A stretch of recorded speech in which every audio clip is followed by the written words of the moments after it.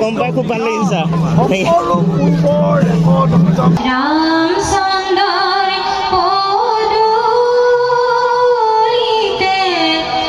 কালি নাই পিছত কবি পোৱা নাই লাহৰিমাল পাহৰি নাগলো বাইদেউ 130 টকা 200 চিৰ চেনেহী মোৰ ভাষা জননী মানে কথাটো কওঁতে গম পাইছে ক'ত আছোঁ আজি অসম সাহিত্য সভাৰ 6ষ্ঠ সপ্ততিতম অধিৱেশন নাৰায়ণপুৰত হৈ আছে লখিমপুৰ জিলাৰ আৰু মণিকাঞ্চন যিখন ক্ষেত্ৰ বুলি কোৱা হয় মণিকাঞ্চন ক্ষেত্ৰ আৰু লগতে বৰখামটি পথাৰ এইখন পথাৰৰ নাম হৈছে বৰখামটি পথাৰ ইয়াতে অসম সাহিত্য সভাৰ 76 মানে 6ষ্ঠ সপ্ততিতম অধিৱেশন হৈ আছে তাতে আমি দুটা আহিছোঁ এয়া সাজি কাজি আহিছে আজি চাদৰ মেখেলা পিন্ধি হা অসম সাহিত্য সভা অকণ ডাঙৰকৈ কোৱা চৰি হয় মান ভাগি গৈছে অসম কি অসম সাহিত্য সভাৰ অধিৱেশন অসম সাহিত্য সভা সেইটো কৈছোঁ অসম সাহিত্য অধিৱেশন অসমীয়া হৈ আহিছোঁ গতিকে আগতে মানে সাহিত্য সভা শুনি থাকোঁ অসম সাহিত্য সভা হয় অধিৱেশন হয় কিনো হয় তাৰ ভিতৰত আচলতে গম নাপাওঁ গতিকে আজি নিজে মানে আহিছোঁ কাৰণ লখিমপুৰতে থাকোঁ যিহেতু নাহিলে কেনেকৈ হ'ব ন ইমান দূৰ থাকি যদি দূৰৰ পৰা মানুহ আহে আমি যদি ওচৰতে থাকি নাহোঁ সেইটোৱেতো বহুত দূৰৰ পৰা মানুহ আহিছে গতিকে আজি তাৰ কাৰণে ভাল লাগিছে আৰু কি লখিমপুৰৰ লোকেল হলিডে বন্ধ লখিমপুৰৰ লোকেল হলিডে দিছে ব'লক ভিতৰলৈ সোমাই যাওঁ তোলে আচলতে ভিতৰলৈ আহিলোঁ কিন্তু মেইন গেটখন দেখাম অলপ পিছত গৈ পেলাই আৰু ভিতৰত বিভিন্ন মেলা হৈ আছে আৰু এইখন হৈছে মূল মঞ্চ সাহিত্য সভাৰ তাতে বৰ্তমান একো প্ৰগ্ৰেম চগ্ৰেম হোৱা নাই দেখা নাই মানে গতিকে পিছত যদি কিবা কিবি হয় প্ৰগ্ৰেম দেখাব চেষ্টা কৰিম ব'লক এতিয়া ভিতৰলৈ সোমাই যাওঁ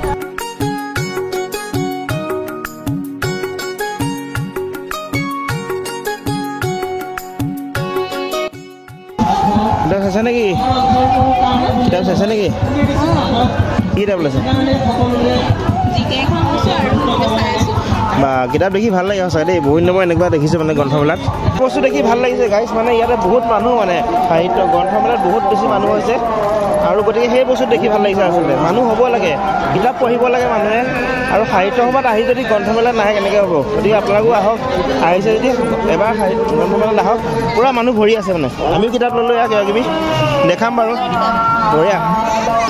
তো গাইজ মিক্সাৰখন খাই লৈছোঁ দেই মজা লাগিছে দেখি মানে বেলেগ এটা চিষ্টেম বনাইছে এওঁ মানে মিক্সাৰ মানে হেৰি আৰু বাঘ আৰু মানে য'তে দেখে মিক্সাৰ সেয়া দেখিছে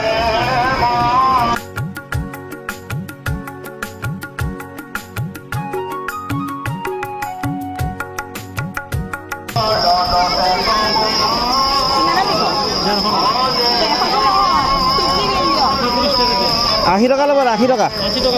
পাৰিব দিয়ক 80 টকা নহ'ব এই পাৰিব 80 টকা দিয়ক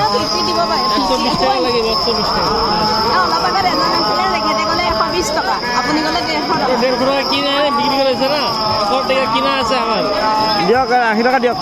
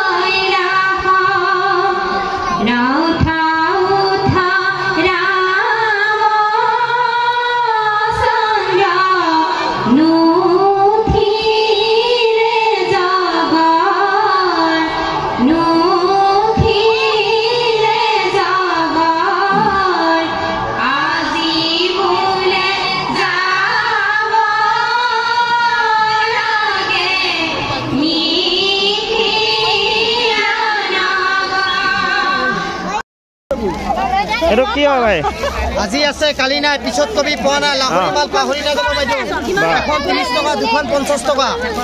ডাইনিঙত পাৰিব গেষ্ট টেবুলত পাৰিব ভাত খাব পাব ঘুমাব পাব আজি আছে কালি নাই আজি আছে কালি নাই পিছত কবি পোৱা নাই লাহৰি মাল পাহৰি নাযাব বাইদেউ বঢ়িয়া বঢ়িয়া কিনিছে না বাইদেউ কিনিছে না আজি আছে কালি নাই গাইছ অসম সাহিত্য সভাৰ নতুন যিগৰাকী সভাপতি সূৰ্য কুমাৰ হাজৰিকা তেখেতক আদৰি অনা হৈছে বৰ ডাঙৰ এটা শোভাযাত্ৰা কৰা হৈছে দেখাবলৈ চেষ্টা কৰিছোঁ আচলতে এনেকেই কৰা হয় যেতিয়া অধিৱেশন হয় অধিৱেশনৰ নতুন যিগৰাকী সভাপতি তেখেতক আদৰি অনা হয় এনেকৈ গতিকে এইটো নিয়ম আচলতে আগৰ বহুত পুৰণা নিয়ম গতিকে দেখাব চেষ্টা কৰিম এখন ডাঙৰ শোভাযাত্ৰা চাই লওক অসম সাহিত্য সভাৰ নতুন সভাপতি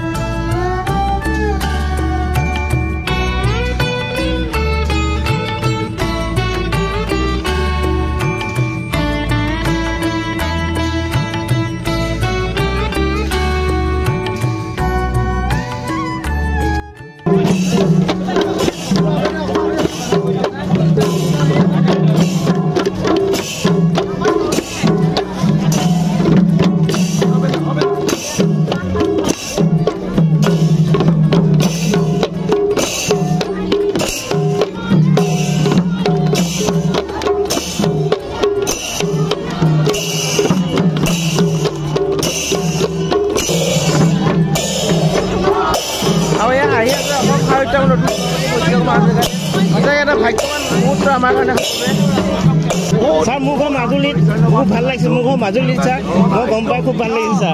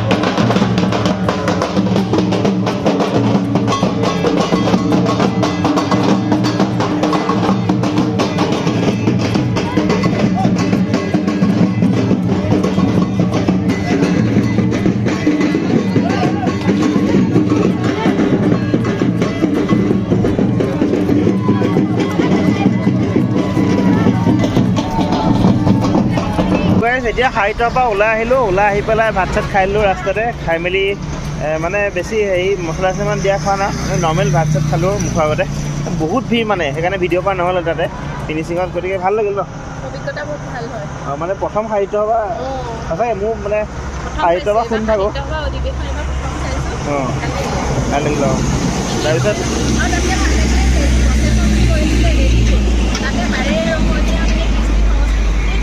গোটেইখিনি মানে দেখাইছে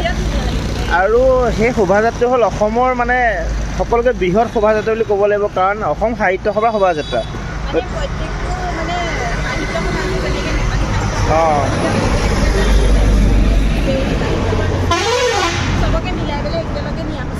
অঁ আৰু মানে কথাটো এনেকুৱা মানে সভাপতি যিজন নতুন সভাপতি সূৰ্য হাজৰিকা তেখেতটো মাজুলীয়ে অলপ ৰিলেশ্যন আছিলে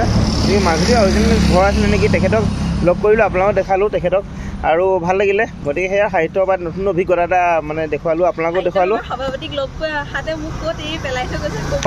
সঁচা কথা মানে এইটো পোৱা নাই ন আগতে গতিকে তেখেতক ভাল লাগিলে মানে সেইটো ফিল্ডটো বেলেগ এতিয়া ভিডিঅ'টো কেনেকুৱা পালে জনাব আৰু আজিলৈ আহিছোঁ বেলেগ লগ পাম তেতিয়ালৈকে বাই বাই আৰু অসম সাহিত্য সভা আৰু উন্নতি হওক আৰু জয়টো অসম সাহিত্য সভা চিৰচেনেহী মোৰ ভাষা জননী বাই বাই